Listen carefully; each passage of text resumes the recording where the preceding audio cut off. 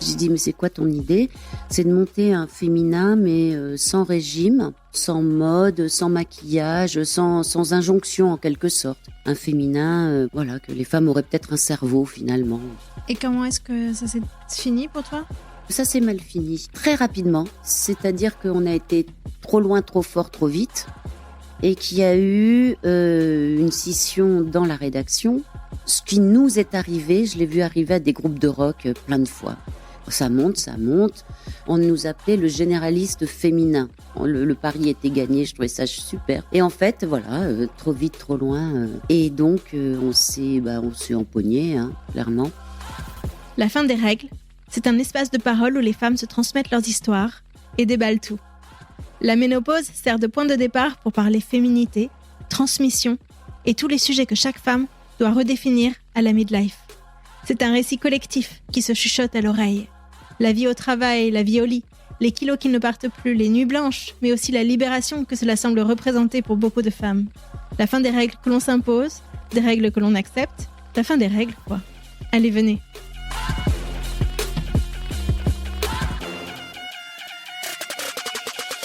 Tout est lancé, c'est bon, on est parti alors. Bonjour Liliane.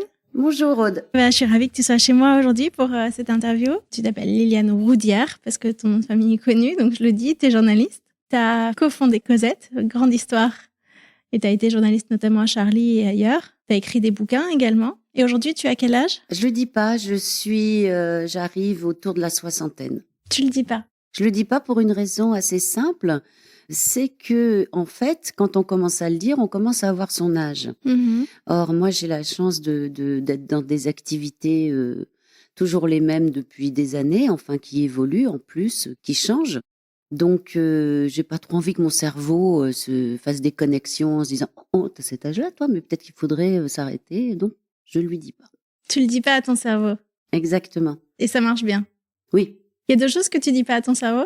Je fais très attention depuis qu'on m'a appris que oui, le cerveau entendait très bien et que j'ai arrêté par exemple de me flageller aussi.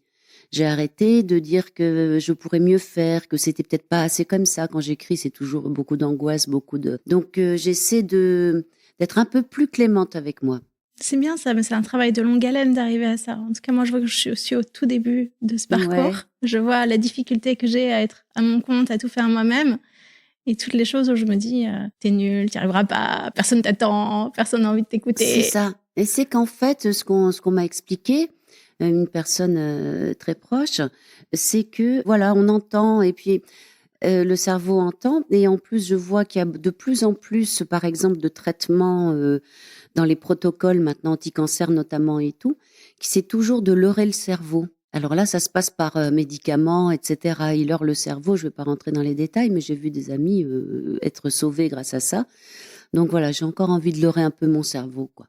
Moi, j'ai eu envie de te rencontrer parce que ce qui m'intéressait beaucoup chez toi en particulier, c'était la féministe que tu es par rapport à la féministe que je suis et les féministes qu'on entend beaucoup. Et ce décalage entre les époques et la façon d'aborder la place que doit avoir la femme et la façon dont il faut mener ce combat. On est tous d'accord qu'il y a un combat à mener. La question, c'est comment, finalement? Mais on va en parler au fur et à mesure.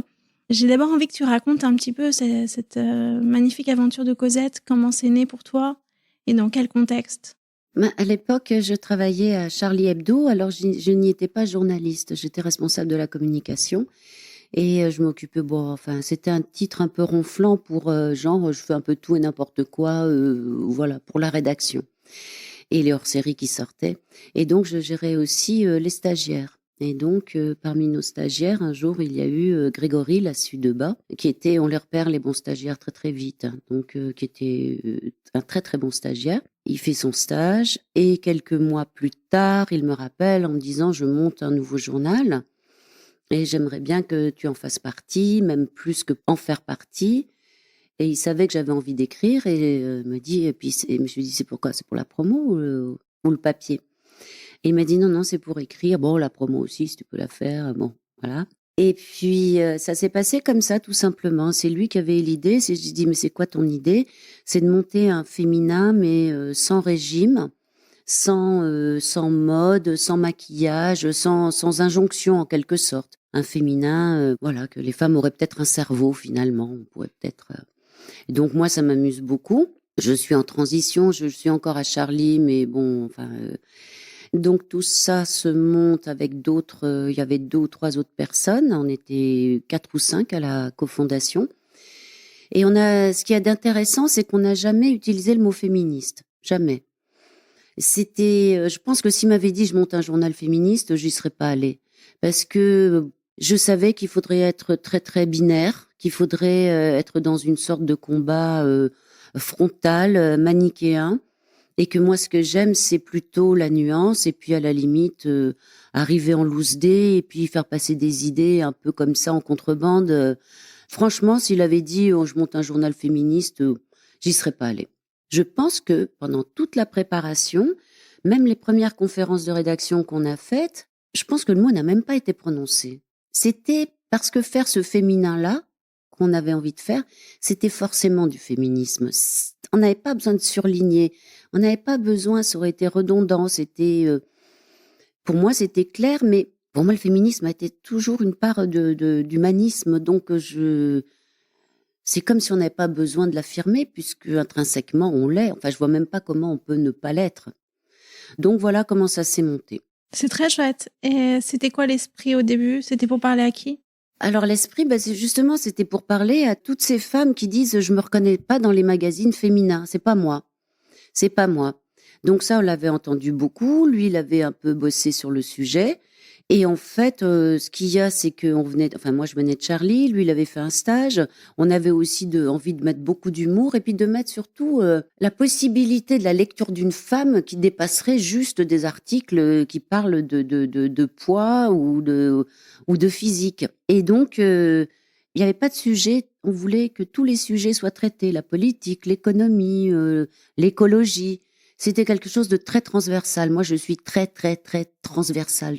Parce que tout est lié. Donc, on ne peut pas travailler que sur un domaine. Si tu ne travailles pas les domaines autour, il n'y a rien qui va bouger.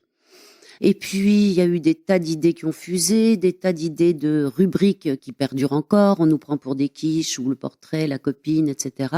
Donc, on avait 60-70% de sujets féminins et 30 à 40% de sujets tout-terrain, quoi. Et ça a eu un succès immédiat. Et comment est-ce que ça s'est fini pour toi?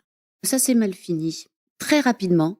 C'est-à-dire qu'on a été trop loin, trop fort, trop vite. Et qu'il y a eu une scission dans la rédaction. La première vague de Cosette, là où il y avait toutes ces filles extraordinaires, il y a eu une scission qui m'a toujours beaucoup fait penser. Avant, j'avais été aussi dans des services de presse pour le showbiz, pour les francopholies de La Rochelle, etc. Ce qui nous est arrivé, je l'ai vu arriver à des groupes de rock plein de fois. C'est-à-dire, on monte un peu, ça monte. On avait la 4e de Libé, on avait la presse étrangère, on était soutenu par toute la presse nationale. On nous appelait le généraliste féminin. Je trouvais ça formidable. Le pari était gagné, je trouvais ça super. Et en fait, voilà, trop vite, trop loin. Et donc, on s'est empoigné, hein, clairement. Et après, ça s'est déchiré dans une violence. Alors moi, ça m'a ratatiné. Je ne savais pas que ça pouvait exister, surtout dans un journal d'opinion. Parce qu'il y avait un mauvais management? Il y avait un très mauvais management, ça c'est sûr. Il y avait un très mauvais management et il y avait une très mauvaise foi aussi. Donc tous les torts sont partagés. En revanche, sur la méthode, elle est pour moi toujours pas acceptable, quoi. C'est-à-dire que ça a été une méthode de chantage, de harcèlement, de grève. Et moi, je disais, vous allez casser votre jouet, parce qu'il y en avait aussi beaucoup c'était leur premier boulot. Donc, si tu n'en as pas un peu bavé avant, peut-être tu peux pas te rendre compte que tu as beaucoup de chance d'être là, même si c'est le foutoir. C'est pour ça que je parle de groupe de rock. C'était comme si on avait répété dans notre garage et qu'on avait fait un tube, et puis après le tube, tout le monde revendique la paternité, la maternité, enfin, etc. Donc, il y a eu une scission. Moi, je suis restée. Et ensuite, il y a eu d'autres embauches pour remplacer celles qui étaient parties. Donc, la première vague, les historiques. Donc, je crois que c'est lui qui avait écrit on ne savait pas que vous existiez, pourtant vous nous manquiez, quoi. Je trouvais ça assez joli. C'est exactement ça. Ça manquait, mais on le savait pas. Et toi, à cette époque-là, tu étais dans la phase où tu entrais en ménopause. C'est Non, marrant dit comme ça. mais c'est comme ça que tu me l'as dit. Tu m'as dit, mais en fait, c'était une lettre à la poste. Pour moi, ça a été un non-sujet. J'étais Oui, prise parce par que le travail. le thème de notre entretien était la Ouais. fin des règles et puis ce que je trouve très joli d'ailleurs comme titre et la ménopause. Mais bien évidemment, il y avait plein d'autres choses. Mais parmi celles-ci, alors j'étais pas tout à fait, je pense j'avais 45 ou 46 ans. Ça n'a pas été un sujet pour moi parce que c'était juste la traversée à faire. C'était comme ça. J'ai toujours eu beaucoup de chance. J'ai pas souffert. J'ai quand même pris un traitement puisqu'on parle de ça, mais ça se passait bien. Et quand on dit, bah, dès que t'es ménopausée, on te met de côté, et cetera, je sais pas où on va chercher ça, mais bon, non, de toute façon, tout le monde s'en foutait, mais tout le monde. Et puis moi en premier, sauf quand j'avais un peu trop de bouffées de chaleur ou que j'étais de mauvaise humeur, ça, c'est peut-être le truc qui m'a le plus marqué dans cette. Il y avait des moments, j'avais l'impression d'être hors de moi, mais à côté, quoi. J'avais envie de. Moi qui suis pas très, très, très coléreuse et méchante, mais là, ça bouillait, quoi. Et puis voilà, donc c'est passé très simplement. Tu faisais partie des plus âgés dans la rédaction, Oui, malgré tout. j'étais même, je crois que j'étais la plus âgée. L'équipe était composée de 90% de filles, des filles toutes magnifiques. Ça m'a beaucoup fait réfléchir. Pourquoi cette rédaction était si belle? J'ai demandé à Greg, je lui ai dit, mais tu t'es pas fait un peu plaisir là, j'hésitais pas un peu comme un chien dans une boucherie là, parce que je comprenais pas. Et en fait, après j'ai constaté il disait la vérité. Il m'a dit, ce sont toutes les filles qui se sont présentées. Et j'ai compris après avec les stagiaires, etc. Puis j'y suis restée plusieurs années, et j'ai vu qu'effectivement à chaque fois que quelqu'un postulait, c'était des très belles filles. Et là je me suis dit, il y a quelque chose, et du coup j'ai fait un dossier qui s'appelait Debout les moches. Parce que je pense que les filles qui se pensaient moches n'osaient pas venir postuler. Et donc, je pense dans d'autres domaines également. Donc, j'avais fait un gros dossier là-dessus qui m'a beaucoup plu et qui a beaucoup plu. Et ensuite, l'époque avait dû déjà bouger un peu parce que là, puis moi, je suis responsable pour beaucoup parce que j'ai beaucoup embauché, j'ai beaucoup choisi qui je prenais. Et donc là, j'ai plus pris des figures, des théoriciennes un peu du féminisme. Comme moi, je ne l'étais pas, j'ai toujours, il faut qu'on s'équilibre, il faut qu'on équilibre nos forces pour faire quelque chose de bien. Et après, bon, ça s'est jamais trop recollé. Et ensuite, j'arrivais un peu au bout du rouleau. Et en fait, il y a eu les attentats de Charlie Hebdo. Un grand morceau pour toi. Oui, parce que j'avais travaillé 10 ans à Charlie, donc, et tout d'un coup, tu vois partir tous les gens que tu as vus tous les jours pendant 10 ans, d'un coup, pour des idées. Ah, je me suis dit, bon, tu as un journal, t'es pas à moi, bien sûr, hein, on était plusieurs, mais tu as un journal, tu as un porte-voix, c'est très, très important. Et en fait, je me suis aperçue que c'était très compliqué. J'avais plus la force de faire passer des idées complexes. Je me souviens, j'ai voulu faire un dossier à la suite de ça, en disant, est-ce que le féminisme est un gros mot aujourd'hui? Et ça a été une bataille pour l'imposer, alors que ça a eu un succès fou. On a fait une conférence là-dessus, c'était rempli, c'était à Limoges au Salon du Livre. Et les filles disaient, tu peux pas attaquer le mot féministe. Ça criait de partout. Tu vois, pas ce qui se passe, enfin, dans la société, là. Enfin, on peut remettre en cause quand même. Est-ce que c'est un gros mot? Je posais la question, je disais pas, il faut changer, pas changer. Bien sûr, c'était dans le dossier. Je l'ai imposé, là, vraiment, je l'ai imposé. Parce qu'il y a d'autres choses que j'ai pas pu imposer et je le regrette profondément. J'étais pas cahier sûrement pour être rédac chef. J'étais cahier au niveau du travail à donner. Ça oui, ça je travaillais fort. J'étais pas forcément, je suis pas une intellectuelle non plus. J'avais pas un gros bagage d'études, mais je pense que moi j'ai une intuition. Je pense que j'ai une vision, ça c'est clair. Maintenant je le reconnais, vous voyez, Ouais. je le dis à mon cerveau qu'il enregistre bien. Mais je me souviens qu'à un moment, on a commencé à parler des féminicides. Je pense qu'on a été un des premiers à lancer le mot. Et là, c'est pareil, c'est en écoutant les autres. C'était une stagiaire que j'avais, Juliette, qui était formidable. Un jour, elle vient me voir, elle me dit, tu crois pas qu'on devrait faire un truc sur les féminicides? Je lui dis, explique-moi bien ce que c'est. Elle est en sociologie. C'est super de travailler avec des gens comme ça, où on a confiance, on regarde pas si on est plus haut. On était ensemble. Et je lui dis, oui, mais j'aimerais beaucoup qu'on parle des enfants aussi. C'est-à-dire, je savais ce qui se passait vis-à-vis des enfants. Je savais vis-à-vis de la maltraitance sur l'enfance. J'étais accablée. Et en fait, là, certaines filles ont dit non. Tu dois séparer la condition des femmes et la condition des enfants. Et alors là, je dis, ah bon, mais pourquoi? Elle m'a dit, parce que si tu fais ça, tu ramènes les femmes à la maison. Ça veut dire que tu considères que c'est les femmes qui s'occupent des enfants et que tu les ramènes à la maison. J'ai fermé ma gueule parce que je pense que j'étais fatiguée et que quand je vois que ça commence enfin sur les enfants à arriver,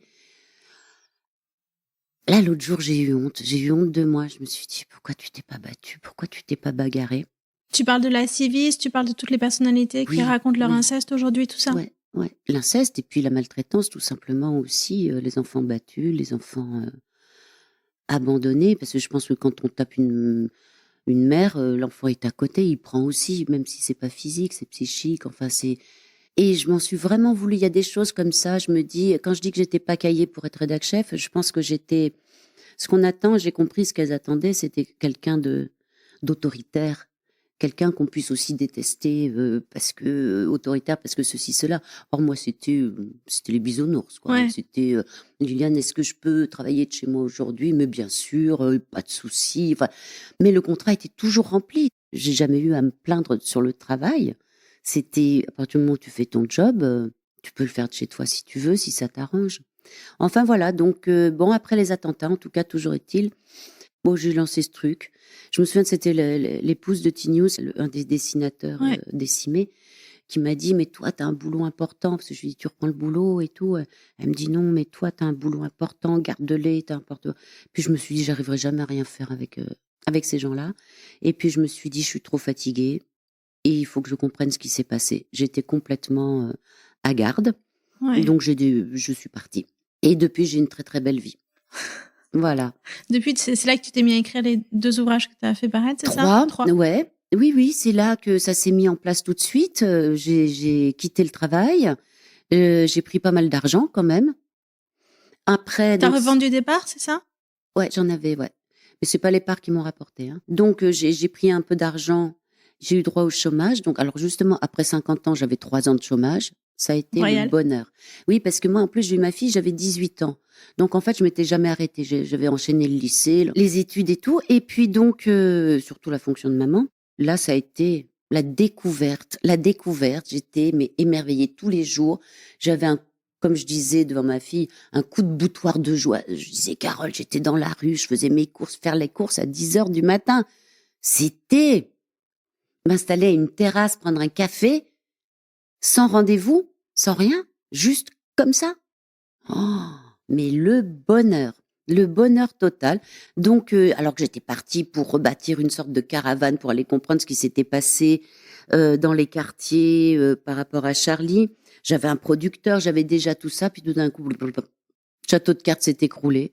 J'ai dit, je vais rien faire. Donc, j'ai découvert un peu l'oisiveté, et puis bien évidemment, ne m'a jamais quitté de faire des petites revues de presse tous les jours parce que j'adore la presse, de regarder tout ça. Et puis l'écriture des livres que j'attendais depuis tellement longtemps est arrivée assez naturellement.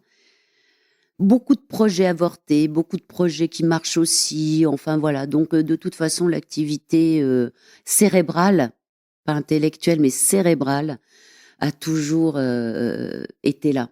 Toujours.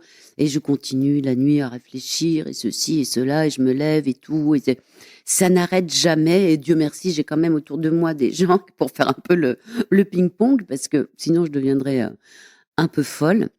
Donc là, maintenant, j'ai cette grande liberté. Qui dit grande liberté dit souvent peu d'argent, mais c'est vraiment pas grave du tout. Ça, c'est pas grave. Et puis, j'ai pu retrouver mes amis aussi, parce que quand on travaille énormément, on perd un peu ses amis. Je pense que je m'étais mis à boire aussi. C'est-à-dire, j'avais hâte le soir, en sortant de Cosette, qu'on aille entre nous boire des bières. Sauf que ce qui était joyeux au début est devenu... Tu sortais pour boire plutôt que de sortir pour retrouver les autres? Non, on sortait ensemble, mais on disait du mal, ou on revenait sur ce qui s'était passé la journée, on ressassait. Je cherchais le terme, ressasser. Alors qu'avant... C'était plutôt ces moments-là où on trouvait des titres de dossiers, où on faisait du brainstorming en permanence. C'était joyeux. Et quand j'ai compris que là, j'avais en plus un risque de tomber alcoolique ou un truc comme ça. Là, j'ai dit, oh non, non, non, là, il n'y avait plus rien qui me tenait, quoi. Et là, tu as réussi à reconstruire quelque chose autour d'une très grande liberté de tes journées, Ah de oui. tes projets. Là, c'est la vie rêvée, quoi. C'est la vie rêvée. Je pense qu'on l'a de toute façon à partir d'un certain moment. Auparavant, si on a eu des enfants, on sait qu'on en prend pour 20 ans, hein, c'est clair. Après, voilà, professionnellement, j'avais réglé beaucoup de choses. Je pense d'un point de vue de l'ego, de la reconnaissance et tout, c'était réglé aussi.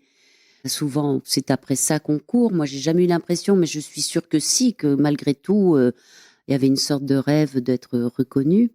Là, c'est la période, disons, la plus sereine. Et puis, moi, je suis quelqu'un qui, tous les jours, depuis 2015, tous les jours, remercie, quoi. Je remercie d'être là, que tout le monde aille bien autour de moi. Je remercie tous ceux qui sont morts le 7, parce que ça s'est transformé en force pour moi. C'est-à-dire qu'il ne s'agit pas de se plaindre de tout et de rien. C'est-à-dire qu'il faut être costaud, il faut rester debout, costaud, essayer de continuer à transmettre des valeurs. Et moi, j'y crois toujours, donc j'ai cette chance-là. C'est que j'y crois toujours, les valeurs d'altruisme, etc. Je suis sûre que l'immense majorité dans la population, pense la même chose. Je savais qu'on était mortels, mais depuis 2015, c'est tous les jours que je le sais. Donc c'est tous les jours une joie d'être là. La joie, c'est la chose qui est la mieux distribuée. Elle arrive à tout le monde et dans des moments complètement inattendus. Donc c'est peut-être ce qu'on peut pas maîtriser. C'est ça que j'aime beaucoup dans la joie. Donc voilà.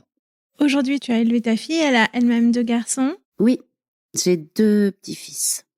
Et tu es plus en couple. Non.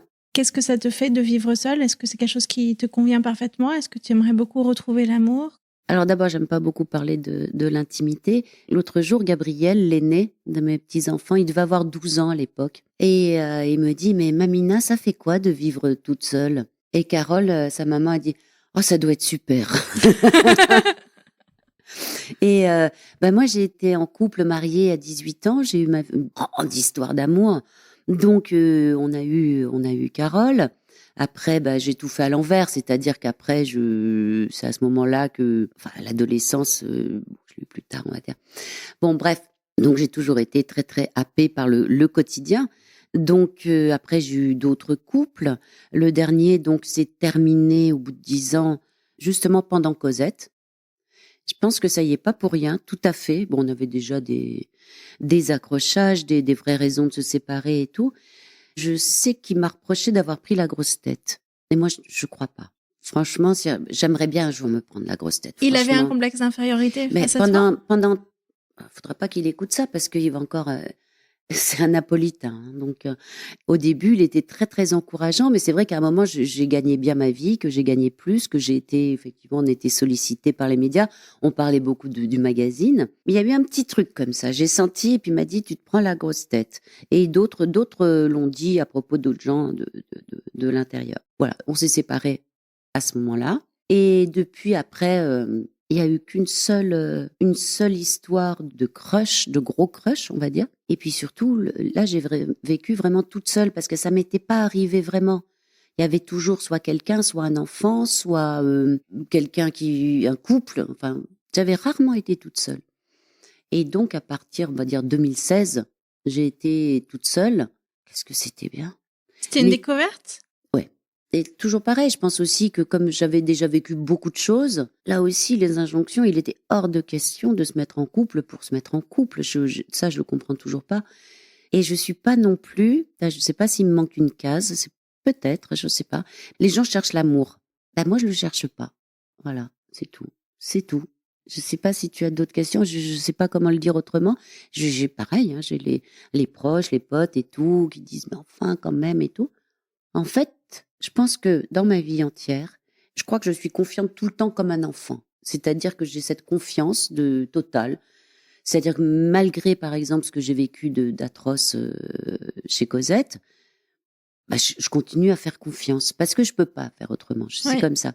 Et donc, quand je parle de cette confiance d'enfant, c'est-à-dire que j'ai peut-être le sens de l'amour exactement comme enfant. C'est-à-dire que si un jour il y a l'amour, bah, il y aura l'amour, donc j'y pourrai rien de toute façon. Donc, Si ça te tombe dessus, tu l'accueilleras et c'est tout. c'est ça, je l'accueillerai. Oui, oui, oui, il n'est pas question. Alors si l'autre jour, il y en a une qui m'a bien tourné la tête, Margot, que j'adore, qui m'a dit, non, non, mais quand on te voit, c'est clair que c'est non. Et là, ça m'a... Wow, j'ai dit, une semaine après, j'ai dit, Margot, faut qu'on discute là. Qu'est-ce que tu as voulu dire? Elle dit, hop, hop, hop. Elle m'a dit, mais dans quoi je me suis mise? C'est qui, Margot? C'est une journaliste qui était à Cosette, D'accord. justement, que j'adore, qui vient de rentrer de Colombie. Elle a fait 10 ans là-bas, journaliste. Et donc, on se raconte tous nos trucs et tout. Voilà, c'est super. Et alors, elle a eu le malheur de me dire ça. Alors là, en fait, tu me chopes à un moment. Parce que par contre, je dis, voilà, si ça, je l'accueille. Mais en fait, ce qu'elle me disait, c'est que non. C'est que visiblement, t'es pas prête. Et donc, ça veut dire que quelque chose a dû se faire. Je sais pas, mais là, en ce moment, voilà. Donc, transition, je dirais. Ouais, d'accord. Et j'étais choquée quand elle m'a dit, ah, mais quand on te voit, c'est clair, c'est non. J'ai dit donc, il y a quelque chose qui se passe par deux vers moi. Je ne maîtrise pas encore tout mon cerveau. Il va falloir que je remonte. Ouais, faut l'ouvrir quand même un petit peu à la possibilité, pas totalement fermer la possibilité. Tout va bien pour l'instant. Est-ce qu'on peut pousser un cran plus loin et parler de sexualité? Est-ce que c'est un sujet pour toi? La sexualité en général? Pour toi, personnellement, comment tu vois la suite de ta vie là-dessus? Si tu dis que tu as pas d'amour, est-ce que tu as aussi pas de sexualité? Comment tu gères ça? Ah, j'ai très très peu de sexualité, bien sûr. Ça va avec, hein. C'est-à-dire que c'est là aussi pour avoir connu beaucoup de choses, le plan d'un soir, tout ça, c'est il y a quelque chose qui se met en retrait parce que ça me fatigue d'avance. Ce qui me fatigue, c'est pas le rapport sexuel, parce que ça encore, t'en aurais envie. C'est pas le rapport sexuel. Non, moi j'ai envie, c'est de l'étreinte. C'est l'étreinte qui me manque le plus. C'est l'étreinte que je désirerais peut-être le plus. Parce que dans l'étreinte, il y a normalement, il y a le désir, il y a le plaisir de l'autre, d'être avec l'autre, et puis l'amour normalement. Or, la sexualité, j'ai connu la sexualité d'amour et j'ai connu aussi la sexualité de consommation. Et la sexualité de consommation m'emmerde. Et telle qu'elle est vendue, elle m'emmerde encore plus. Et je la crois très très dangereuse telle qu'elle est maintenant demandée aux jeunes. C'est une catastrophe. À quoi tu fais référence? Là, je fais référence à, comme je continue à travailler sur le sujet du féminin, de la sexualité, etc. Je viens de faire un gros dossier sur le consentement pour Amnesty International. Et en fait, j'ai eu des témoignages en parlant du consentement, de jeunes filles qui font des tas de trucs à des mecs qui n'en ont aucune envie, mais qui ont envie de rester cool. Donc, oui, tu peux dire elles sont consentantes, mais pourquoi? Mais les mecs demandent de ces trucs. Et bien sûr, c'est pas qu'en vouloir aux mecs, c'est dire pourquoi ils veulent de ces trucs, parce qu'il faut aller les chercher quand même. Même moi, qui quand même, bon.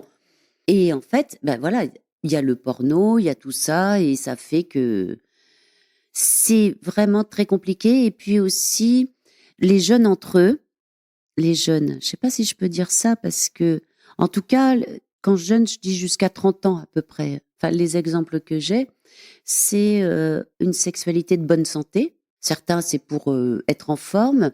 D'autres, c'est assez revendicatif aussi. C'est de dire, il faut faire l'amour, les femmes notamment, pour affirmer leur égalité.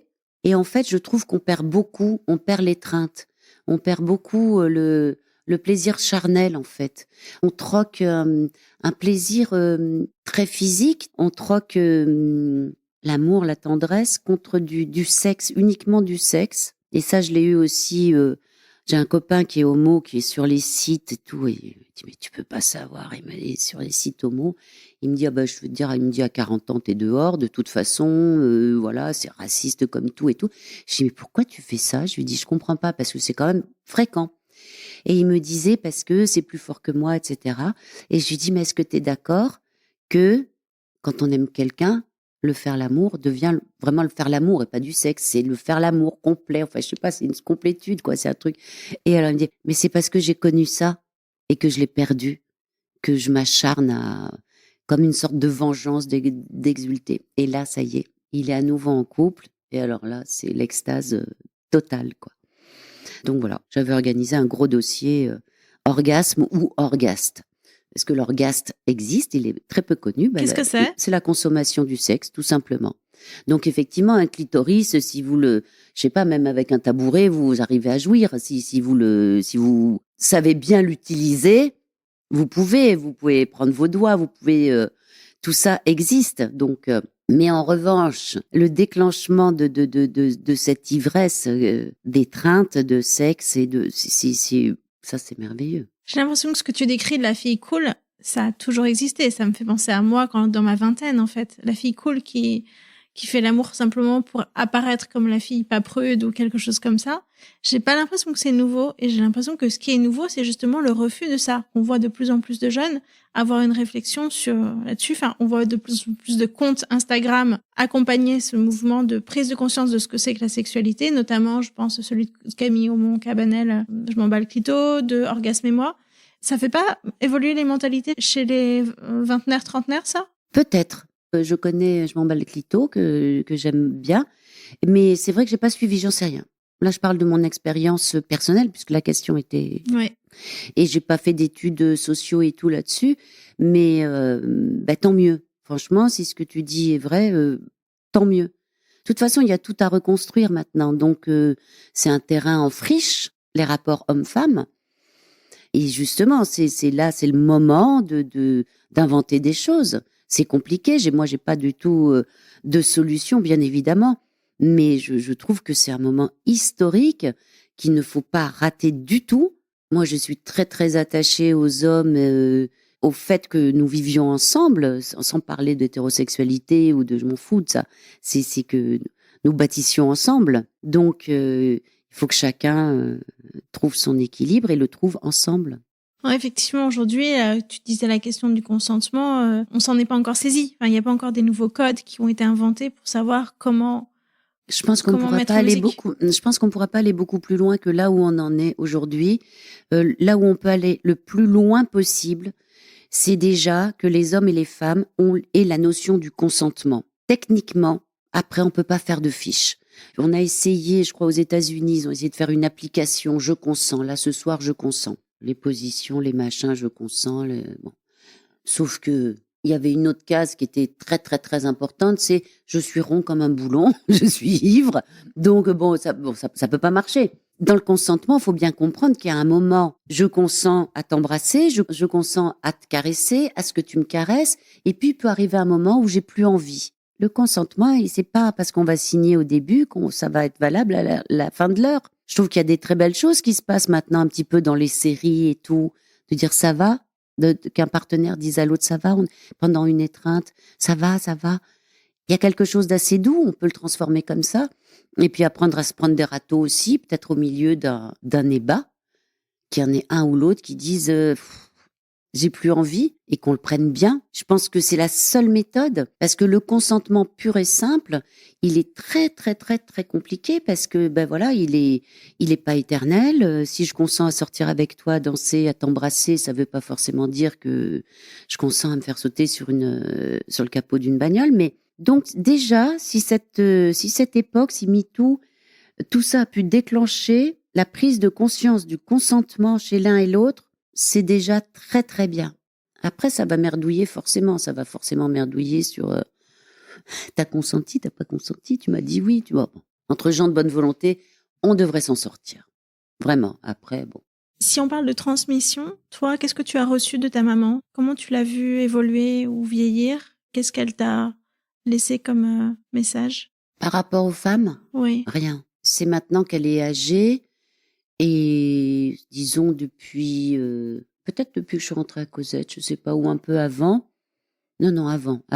En fait, ma mère, ce qu'elle a véhiculé inconsciemment, c'est pas quelqu'un qui m'a dit des choses. Si, en fait, ma mère, c'est typiquement la femme qui a suivi les règles de l'époque, faire un bon mariage et voilà, être mère au foyer d'abord, puis après, heureusement, les femmes ont du caractère dans ma famille, mais donc voilà. Et puis surtout, un truc un peu dégueulasse qui m'est resté quand même longtemps, qui a sûrement dû me faire des conneries aussi, c'est les hommes ont des besoins. Rien que de le dire, j'ai envie de vomir. Mais je m'en suis pas rendu compte tout de suite, mais c'est ancré en soi. Donc, heureusement, je sais pas pourquoi j'étais quand même un peu, je crois pas avoir été abusée, mais il y a quand même ce truc pas cool qu'elle m'a laissé. Ça, j'ai pas aimé. Et sinon, non, non, non, non, je pense que ma mère, c'était typiquement, c'est l'homme qui décide. Même là, en ce moment, quand elle dit, mais il y a le père qui arrive, il y a ton père qui arrive, je lui dis, Dieu, tu veux dire Dieu, maman? Bon, maintenant, on en rigole, quoi. Et avec ma sœur, parce que ma sœur pense la même chose que moi, quoi, ma petite sœur. Par contre, quelqu'un qui a énormément compté, c'est ma grand-mère, c'est la mère de ma mère, ma grand-mère maternelle. Parce que là, c'était d'abord, c'est milieu paysan, donc très très pauvre, des bêtes de somme qui bossent du lever du jour à pas d'heure. Et c'est marrant parce que ma grand-mère, alors féminisme, bien sûr, on n'en parle pas. Je sais plus qui disait, il y a 3 genres, hein, il y a le masculin, le féminin et la pauvreté. Donc, clairement, chez nous, c'était la pauvreté qui était d'abord la plus urgente à résorber. Après, mais quand même, le parcours de ma grand-mère est remarquable. En plus, bizarrement, elle m'aimait beaucoup. Donc, mais vous savez, c'était des taiseux, hein, elle m'aimait beaucoup, elle me disait pas, mais je la suivais partout. Mon grand-père aussi, qui est mort trop tôt. Et puis, donc, voilà, dans les divers travaux de la ferme, etc. J'étais bien. Mon modèle, c'est ma grand-mère, c'est-à-dire, elle a connu vraiment, vraiment une vie très difficile avec des parents qui meurent tôt, enfin, etc., plus son mari, enfin, mon grand-père. Et c'est la tenue de cette femme la résistance qu'elle a et tout, même justement quand ça avait éclaté à Cosette et tout, il y en avait une, elle me dit, mais comment tu fais pour tenir? Parce que j'étais là à 6-7 heures du matin, je repartais, enfin, pendant la crise, hein. Sinon j'étais là un peu plus tard, vers 8 heures. Mais comment tu fais? Et je sais plus qui m'a dit, mais on savait pas que les Corésiens, ça tenait comme ça, quoi. Et c'est vrai que je suis très solide. Alors, il paraît que je suis hypocondriaque, ce qui est vrai, mais enfin, je le suis moins. Et je suis très très solide, ouais. Et ma grand-mère, c'est ça qu'elle m'a donné. C'est une sorte de modèle sans parole parce que elle a tenu la ferme après quand elle a été veuve. Enfin bon, il y avait pas du tout ce dévouement, cette sorte de dévotion à l'homme que ma mère peut avoir. Comment se fait-il que ta mère ait été si différente de ta grand-mère là-dessus? Moi, je pense qu'il y a eu, comme dans ces familles, dans beaucoup de familles de paysans comme ça, ma mère avait des petits frères et donc elle a passé le certificat d'études, elle a été reçue la première, elle était très très douée et mon grand-père a voulu qu'elle garde la ferme avec eux parce qu'il pouvait pas s'occuper de mes 2 oncles. Je pense qu'elle a eu, à partir de là, je pense qu'elle s'est ratatinée et que donc après peut-être qu'elle s'est dit que son destin, il changerait si elle était avec un homme. Ce qui est très marrant, c'est que mon père, lui, c'est un de ses frères qui s'est sacrifié pour que lui et un autre frère fassent des études. Enfin, il y a des histoires de sacrifices comme ça, voilà. Ta fille, qu'est-ce que tu as eu envie de lui transmettre comme féminisme, comme posture dans la vie? Le féminisme, je transmets pas. Féminisme, t'as pas à transmettre, c'est automatique. J'ai pas eu besoin. Et Carole, je pense que ce qu'elle a vu, je pense qu'elle a les valeurs un peu de ma grand-mère, le travail. Le travail, c'est une super bosseuse. C'est la loyauté. Moi, la loyauté, c'est pareil. C'est quelque chose qui me quitte pas. Pour elle, j'allais dire la pauvre, mais bon, pour l'instant, ça va, parce que je suis pas sûre que ce soit un atout d'être loyal. Pour soi. Oui, oui, c'est la valeur du travail, la valeur de l'autre, et puis le respect. Enfin, c'est plein de valeurs humanistes, donc forcément, le féminin en fait partie. Et je pense que c'est plutôt elle qui m'a aidée à couper avec certains clichés, avec dans certains stéréotypes où j'étais. Alors là, c'est plus intrafamilial, c'est-à-dire d'avoir toujours le nez sur ce qu'on fait. Moi, si j'ai quitté la Corrèze, si j'ai quitté Tulle, c'est que dans une petite ville comme ça, c'était 20 000 habitants à l'époque, on te dit, tiens, j'ai vu ta voiture place de la cathédrale, qu'est-ce que tu faisais? Tiens, mais les volets étaient fermés, tiens, mais ça, c'est pas possible. Voilà. Et Carole m'a appris, moi, à ne pas reproduire ce que faisait ma mère, justement, dans le tien, où tiens, tu veux ça, je t'amène ça à manger, je t'ai préparé ça. De pas trop d'intrusion, de comprendre que tu veux être gentil, mais qu'en fait, tu étais juste en train d'être en intrusion. Donc, voilà, moi, j'ai une admiration sans borne pour ma fille. Tu disais tout à l'heure que ton âge n'était pas un sujet pour toi, mais est-ce que tu as le sentiment, si tu regardes en arrière, qu'il y a un moment où tu as senti un regard différent sur toi et comment tu le vis? Ah, clairement. Alors là, par contre, il y a une chose, c'est-à-dire que c'est pas que là, j'ai pas un problème. Là, j'ai un problème, bien évidemment. Il est dans le sens où, si tu veux, tu vois la rive qui arrive. La prochaine rive, tu la vois. Tu sais ce que ça va être. Ça fait du mal. C'est pas non plus toujours super cool. de voir que physiquement, tu as des rides ou tu as la peau qui tombe ou des choses comme ça. Il y a des choses en particulier chez toi que tu aimes ou que tu n'aimes pas ou que tu essayes d'aimer, tu n'y arrives pas? De quoi, physiquement? Oui. Non, franchement, non. Non, parce que en fait, je vois bien sûr, je vois les défauts et j'étais pas comme ça tout à fait avant. Mais je vais te dire, je vais pas me plaindre non plus, quoi, tu vois. Je vais quand même pas me plaindre parce que je n'ai pas de soucis de santé. J'ai rien. Donc peut-être j'ai un peu un gros cul. Bon, c'est pas très grave. Si, enfin, je vais pas me plaindre de ça. J'ai un peu des cernes, mais je sais même pas comment tu peux te plaindre de ça, puisque de toute façon, il y a un truc qui s'appelle c'est la vie. Et justement, je trouve que beaucoup de gens oublient au lieu d'être offensés tout le temps et tout. Bah non, bah moi, quand je me fais traiter de salope, je suis pas offensée. Juste, ça me saoule. Mais je suis pas offensée. Si c'était tout le temps, tous les jours, bien sûr. Donc, il y a un truc qui s'appelle c'est la vie et c'est de vieillir. Et je me souviens, alors, voilà, je suis désolée, j'en reviens aux attentats, mais ceux du 13 novembre, quand j'ai vu les photos, cette mosaïque de photos, ah ben je me suis dit oui, ah ben toi tu connaîtras pas la ménopause, toi tu connaîtras pas ce que c'est que de grossir, toi tu connaîtras pas l'andropause ou je sais pas bien quoi. Quelle chance j'ai moi de vieillir et de bien vieillir pour l'instant. Je te dis pas que dans 5 ans ce sera bien ou dans 2 ans, j'en sais rien. Non, je suis pas contente. Je pense que les plus belles années, ce que j'ai adoré, je pense que c'est entre 42, 43 et pendant 10 ans, quoi, 10, 12 ans. J'ai adoré. Je trouve qu'on est plein, je trouve on est costaud, on plaît à tout le monde, aux plus jeunes, aux plus vieux. Et j'en reviens à ce que tu disais. Alors oui, alors, très clairement, j'ai senti, non pas un regard disparaître, mais j'ai senti qu'avant, il y avait dû y avoir un regard. Tu n'en tenais même pas rendu compte. Tu dis, Non. tiens, il y a un truc qui a plu, et que j'aurais bien aimé garder. Tu te rends compte qu'il y a quelque chose qui a plu. Et ah oui, c'est des vrais pincements au cœur. Ça fait vraiment mal. Tu parles à quelqu'un, tu retrouves une collègue, donc beaucoup plus jeune que toi, tu parles à quelqu'un, c'est un mec, et puis même pas de calcul, quoi. Alors qu'avant, je me dis, tiens, qu'est-ce qui se passait avant, au fond? Bah, avant, ça devait être que peut-être qu'il me regardait 2 secondes de plus ou 3 secondes, je sais pas. Mais en tout cas, quelque chose a disparu. J'avais fait l'interview de Benoît de Groult. Elle s'est aperçue, elle, de ça, que le regard avait disparu. Elle descendait les Champs-Élysées et plus personne se poussait pour la laisser passer. Donc, non seulement on la regardait plus, mais en plus, voilà, les vieux, voilà. Il faut s'y habituer. Oui, ça me fait de la peine. Je suis pas contente de ça. Mais qu'est-ce que j'y peux? Mettons que on mette tout ça sur le physique. Alors tu vas aller te faire tirer, mais ça va rien changer. C'est comme ça, that's the way it is, le TTWII, comme me l'avait appris un patron américain. La vie, c'est comme ça, quoi. J'ai eu deux, trois amis, dont une collègue de Cosette, qui a été enceinte et qui me disait, mais attends, mais c'est super désagréable.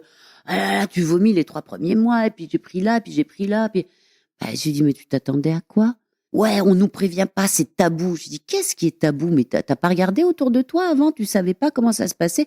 Moi, j'ai dégueulé 3 mois, mais pareil, c'était pas un problème. Ça s'appelle, c'est la vie. Faut pas penser que quand t'es enceinte, ton corps va pas bouger, que tu vas pas, je comprends pas. Je comprends pas ce qu'on appelle tabou aujourd'hui. Tout est tabou. Les règles sont tabous. Mais d'où les règles sont tabous, quoi? Moi qui suis plus âgée, moi, je peux te donner un exemple. J'ai découvert les règles à l'âge de 12 ans. Je les ai eu beaucoup plus tard, mais ma mère m'en a parlé pour la première fois à l'âge de 12 ans. Et je me suis dit, quoi? Donc, en fait, les filles, elles saignent tous les mois et je l'ai jamais su. J'avais l'impression d'avoir une conscience de tout ce qui se passait dans le monde. Où, à 12 ans, tu sais un peu ce que c'est que la planète, le monde, tout. Et là, j'avais l'impression que c'était faux, quoi, que c'était pas possible qu'une information aussi dingue m'ait échappé pendant aussi longtemps. Je suis étonnée parce que sur ta génération, je suis étonnée puisque moi, ma génération était prévenue avant. Mais c'était quelque chose de naturel. Les gamins, ils sont habitués. Enfin, je sais pas, c'est pas très. Et puis aussi, le podcast que je fais, c'est aussi parce que je me suis rendu compte que les femmes avaient des symptômes qui étaient loin d'être simplement 3 bouffées de chaleur. Et que ça va m'arriver à moi, et que c'est dans pas si longtemps, et que j'aimerais bien savoir ce qui va m'arriver. Ah non, mais sur la ménopause, je suis beaucoup plus d'accord. Et d'ailleurs, sur les règles, de toute façon, de bien informer, ça, c'est essentiel de dire ça existe parce que, voilà, c'est comme ça. Et sur la ménopause, pour le coup, je pense qu'il y a un gros tabou sur la ménopause. Parce que qui dit ménopause dit, tu vas à la casse, s'il te plaît, puis tu te montres pas trop, tu te fais pas trop... t'es ménopausée. Ménopausée, c'était jusqu'à ce que je l'ai, jusqu'à ce que je passe par là. C'était pas beau, c'était moche. Ménopause, ouais, c'était vraiment synonyme de, voilà, t'es out maintenant, s'il te plaît, tu quittes le game et puis tu vas aller vers ton autre rive tranquillou là-bas, crever. Et alors là, oui, oui, oui, c'est pour ça que je trouve que c'est bien ce que tu fais et d'entendre les femmes.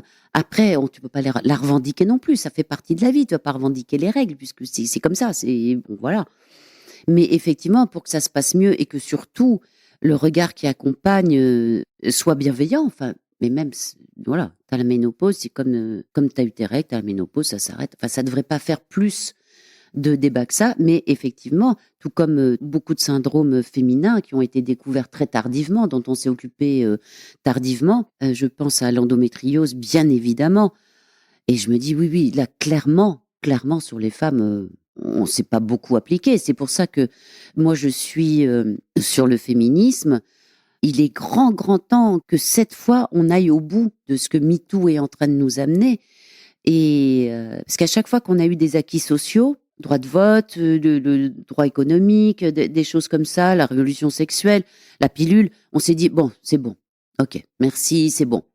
Bah non, parce que ce qu'on n'avait pas touché, c'était le fondement, c'était le système qu'on appelle la domination masculine. Et c'est ça qu'il faut renverser. C'est ça qu'il faut renverser absolument, parce que c'est comme ça que les femmes, oui, ont été invisibilisées dans justement ces sujets dont on aurait dû parler beaucoup plus simplement.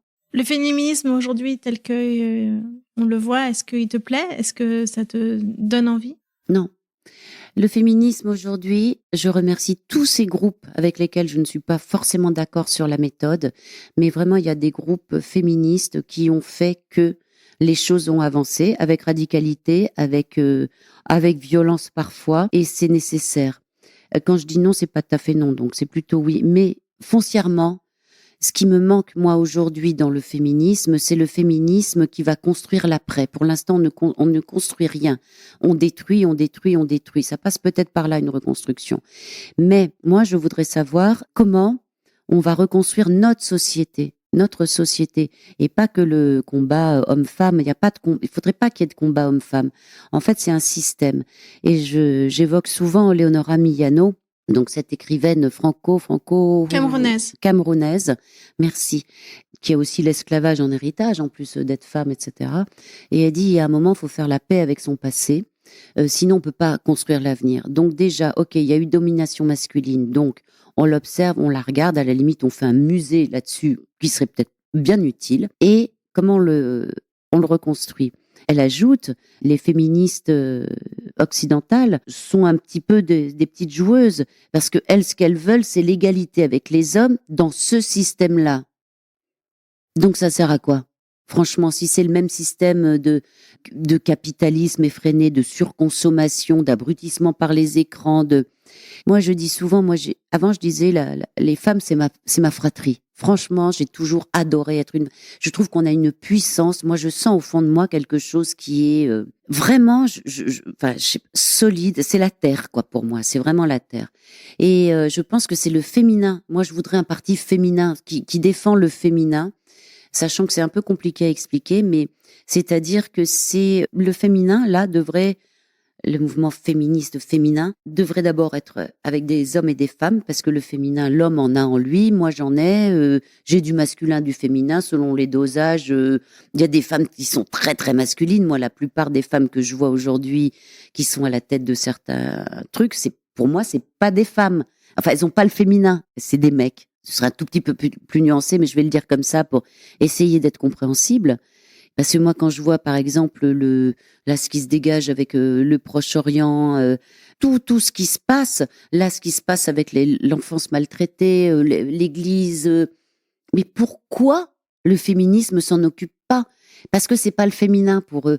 Et le féminin, il est là, mais vraiment pour arrêter tout ça, quoi. Et je pense que notre terre a manqué beaucoup de féminin, et qu'il est temps qu'on ait un peu d'énergie, de vibration féminine. Même si t'es un mec, tu peux les envoyer parce que t'en as en toi. Et voilà. Après, si c'est pour dire garçon, femme, et je veux faire comme le mec, je veux faire ci, je veux faire là, bon, ça s'arrête assez vite, quoi. Je ne comprends pas, par exemple, pourquoi les féministes sont pas en train de dénoncer Jean-Marc Morandini. C'est prouvé qu'il a abusé. Il y a eu agression sexuelle sur des mineurs. C'est des garçons, ça pose un problème. Ah, c'est pour ça que... Je ne sais pas. Moi, j'ai l'impression qu'on nous parle de lui comme de tout le monde. Il fait partie de ceux qui sont brocardés. Ah ben non, il est en place. Hein. Il est tous les jours en direct. Hein. Il y a eu une grève monumentale pour le faire partir et il n'est pas parti. Moi, je me dis, il y a quelque chose dessous. Bon, on n'est pas là pour parler de ça. Mais c'est-à-dire que cet élan-là du féminin, il doit s'occuper de la société tout entière. Pas la diviser en deux, pas du noir et blanc. C'est un tout, c'est ce que je disais au début. C'est la transversalité. C'est que si on s'occupe que hommes, femmes, compter. Là, je vois les réactions par rapport à la nomination de Rachida Dati. Où il n'y a pas de femmes, il n'y a pas de... à compter les femmes, mais arrêtez avec cette arithmétique, quoi. C'est insupportable, même si je suis pour les quotas, même si je suis pour, bien évidemment, ça fait beaucoup de bien. En fait, tu considères que la parité, ça résout rien? Il faut la preuve. Là, ils cherchent des femmes, ils n'en trouvent pas. Ils ont dû avoir beaucoup de refus d'hommes et de femmes. Les deux, plus personne ne veut y aller déjà, ça c'est encore autre chose. Et la parité, nous on avait fait justement des papiers sur les élections municipales, je ne sais pas combien d'années. On avait fait un retour sur ces femmes qui s'étaient engagées pour mettre la parité. Mais ça n'a pas duré, au bout de 3-4 mois, elles étaient parties, ou un an, ou ça ne pouvait pas marcher parce que je pense que la politique c'est une professionnalisation. On ne peut pas la faire comme ça à moitié non plus. Et par contre, je pense que ça va créer, j'espère, des vocations et on a besoin de femmes du féminin. Ça, bien évidemment. Ça, bien évidemment, on est encore sur les vestiges de l'ancien système, mais ça va bouger. Enfin, je l'espère. C'est pour ça que j'aime aussi ces groupes féministes que je dis ne pas aimer. Je les admire parce que, en fait, elles me font voir des choses que je ne voyais pas forcément, mais l'utilité de ces choses que je trouve radicales, parce que moi je suis pas pour la violence, hein. Mais je les trouve courageuses, je les trouve exagérées, bien évidemment, je trouve qu'elles en font trop. Tu penses à qui là? Je pense à nous toutes, je pense à certaines, là je vais pas nommer les personnes parce que c'est très dangereux, très très dangereux.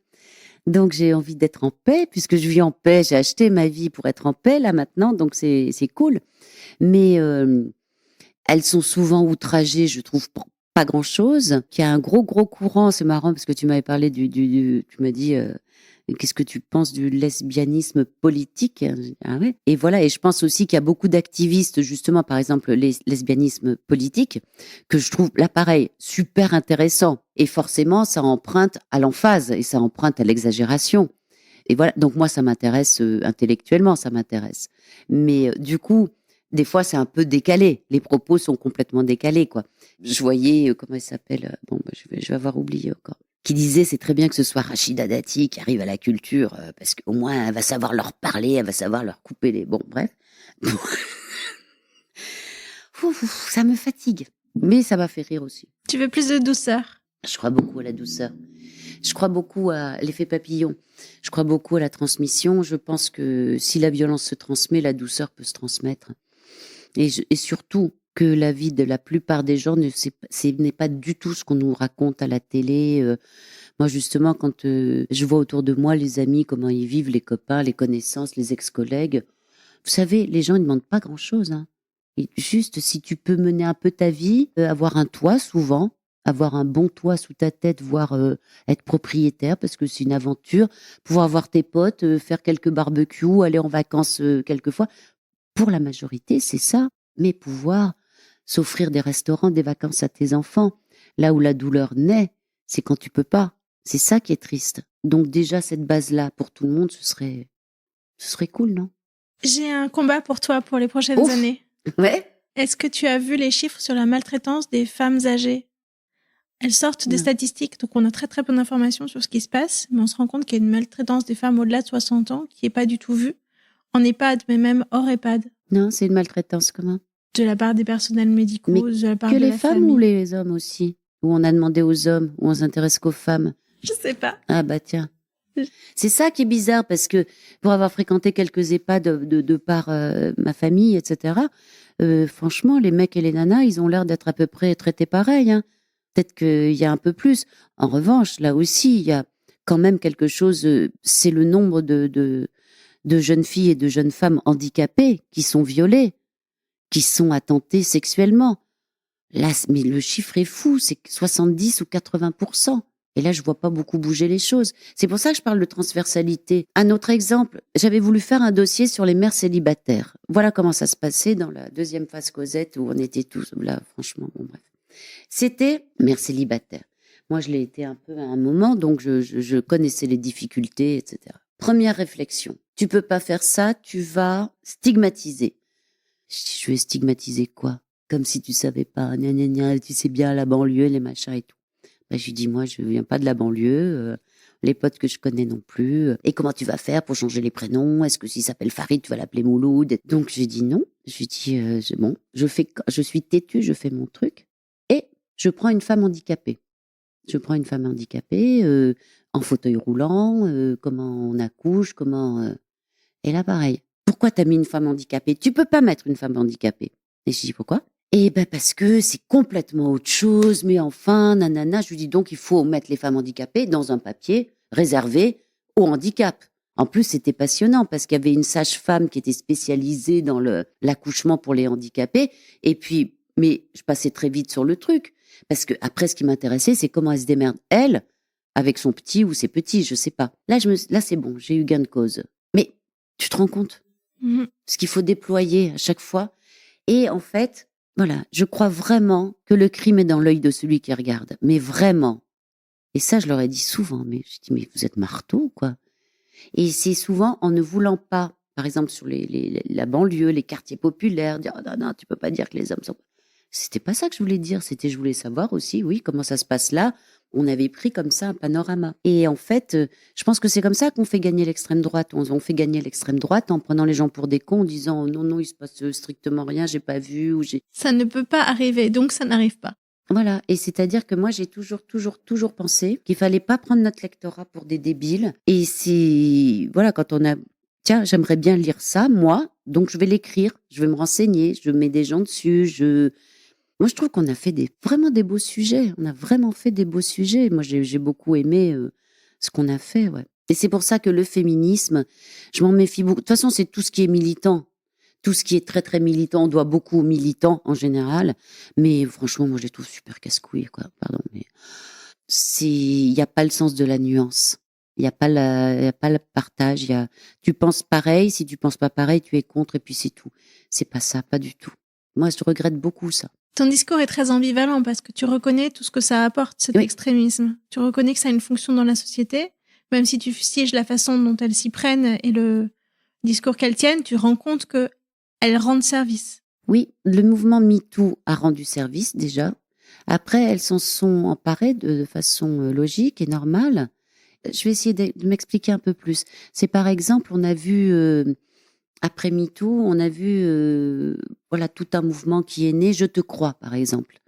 Le je te crois m'a gênée. M'a beaucoup gênée parce que je te crois, c'est pas toujours vrai. Et puis, ça veut dire qu'il y a une présomption de vérité. Donc, je te crois, c'est aussi déjà condamner la personne avant que soit passée en justice. Ce qui me gêne beaucoup. C'est là où elles me font réfléchir, c'est là où elles m'apportent quelque chose. Peut-être qu'il fallait en passer par là, par une sorte de trop-plein comme ça, je te crois, parce que la parole est peut-être plus sortie, peut-être que ça a aidé à ce que les femmes prennent la parole. Donc ça, je trouve ça vraiment super. Et après, il y a un revers de la médaille qui me fait un tout petit peu peur, parce que moi, j'ai peur que le balancier MeToo, s'il part trop loin, qui c'est qui va se le prendre dans la gueule en premier? C'est les femmes, hein. C'est nous, hein. C'est-à-dire que si on part trop loin, c'est-à-dire qu'il faut pas confondre, par exemple, je suis agressée, j'ai été agressée. Je vois beaucoup de filles qui commencent à se perdre. C'est là où maintenant on aurait besoin d'un peu de pédagogie. On manque de pédagogie. Vraiment, il faudrait quelqu'un. Et je vois beaucoup de jeunes filles qui pensent avoir été violées. Elles sont sincères. Elles le sont. Qui pensent avoir rétroactivement, tiens, dans cette soirée, tiens, ça, j'avais pas. C'est-à-dire que pour beaucoup, ce que je remarque, c'est que c'est un regret d'avoir fait ça. C'est-à-dire qu'à ce moment-là, elles sont allées coucher avec quelqu'un, où ils se sont trouvés, ils ont couché ensemble, et puis en fait, elle avait pas trop envie et tout. Attention, je dis, là, c'est rétroactivement, c'est pas sur le coup, j'ai dit non, etc. Là, ça, c'est Ça, c'est à part. Mais moi, j'ai vu vraiment des filles qui me disent, mais je me demande finalement s'il était sur l'île de Ré, je me faisais pas violer, en fait, tout le temps. Je dis, mais elle me dit, non, mais en fait, je regrette d'avoir fait ça. Je dis, mais c'est pas pareil. Tu regrettes. Mais c'est bon, enfin, t'as pas... Le regret fait partie de notre vie, ça aussi, c'est la vie. C'est-à-dire que oui, normalement, je pense qu'on a tous dans nos vies, bon, là, t'aurais pu t'en passer, ça aurait pas, ou même une honte de se dire, mon Dieu, mais qu'est-ce que j'ai fait, etc. Mais c'est prendre sa part de responsabilité aussi. On peut pas être que des petites choses en voie de disparition. Moi, je suis pas un bébé phoque, hein, c'est bon, hein, je sais me défendre, quoi. Donc, ce qui me fait peur, c'est pour ça que je suis ambivalente, mais ce qui me fait très peur, c'est que des jeunes filles, très, très sincèrement, ont peur des hommes, des garçons, aujourd'hui. Il se crée quelque chose, un fossé entre les hommes et les femmes qui est pas bon. Il faut vite le rétablir, il faut vite, comme je disais, danser avec les hommes, quoi. Comme le disait Emma Goldman, mon anarchiste préféré, féministe, communiste, etc., qui disait aux féministes, à quoi me sert votre révolution si je ne peux pas danser avec les hommes? Voilà. C'est vraiment ça, moi, que je voudrais. C'est en fait, on est en train de sexualiser terriblement les jeunes hommes et les jeunes femmes, et je pense que c'est pas bon. Mais c'est pas foutu du tout. Écoute, merci beaucoup. Merci à toi, Aude. On a évoqué plein de sujets qui agitent beaucoup Instagram, on va dire, qui agitent beaucoup la société. Il y avait cette anecdote que je t'avais racontée aussi par rapport à mes collègues de Cosette qui étaient jeunes et belles. Il y avait une fois, on était en cercle comme ça, on discutait, et puis il y en a une qui dit putain, j'ai mes règles, est-ce que tu as un tampon et moi justement, à cette époque-là, j'avais encore mes règles, peut-être plus irrégulièrement, je sais pas, et je dis ah ben non, moi j'en ai pas. Elle me dit oh pardon. Et c'était ce ou pardon. Là, elle m'a fait prendre 10 ans dans la gueule parce que je disais non, j'en ai pas. Et elle a entendu, j'en ai pas parce que je suis ménopausée. Mais moi, non, je savais. Et voilà, ça m'a amusée. Je l'en veux pas du tout, bien évidemment. Moi, je fais des grosses conneries aussi. Je dis des grosses bêtises régulièrement. Donc, non, mais c'était pareil parce que c'est plus sur l'agisme parce que, et à un moment, je chantais Le petit bal perdu et tout parce que j'adore cette chanson de Bourvil. Et j'avais une collègue qui avait à peu près mon âge. Et l'autre jeune collègue, un peu toujours la même d'ailleurs, qui me dit ah mais ça c'est un chant de ton époque. Et je lui dis ah ouais c'est de mon époque. Je lui dis quand on était sur les champs avec les GI là, quand on a fêté la victoire.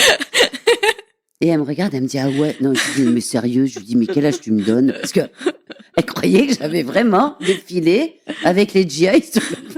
Mais bon, on s'en amusait. Mais en même temps c'est quand même des trucs qui vous renvoient. Allez, va faire un tour là-bas dans les buts, s'il te plaît, sur les bancs. Ça t'a permis de beaucoup réfléchir à tous ces sujets, tous ces papiers que tu as écrits, toute cette façon de prendre le pouls de la société. Ça a vraiment forgé des convictions, des réflexions, même si c'est pas toujours arrêté, mais en tout cas une réflexion permanente. Oui, ça m'a vraiment ouvert l'esprit. Ouais. Je suis très contente, très très contente d'avoir fait écrit tous ces papiers, commandé tous ces papiers. Je suis très heureuse. Très fière. Merci beaucoup. Merci à toi, Aude. Merci à tous pour votre écoute. Je dis tous, mais c'est surtout toutes, puisque vous êtes une grande majorité de femmes à me suivre. Si vous souhaitez poursuivre l'expérience La fin des règles avec moi, vous pouvez vous connecter à mon compte Instagram La fin des règles, ou bien me suivre sur LinkedIn. Sachez que j'ai une newsletter sur Kessel et vous pouvez également vous abonner pour suivre la newsletter. N'hésitez pas à me laisser un message sur un des réseaux pour me dire ce que vous avez pensé de cet épisode. Un grand merci. À très vite.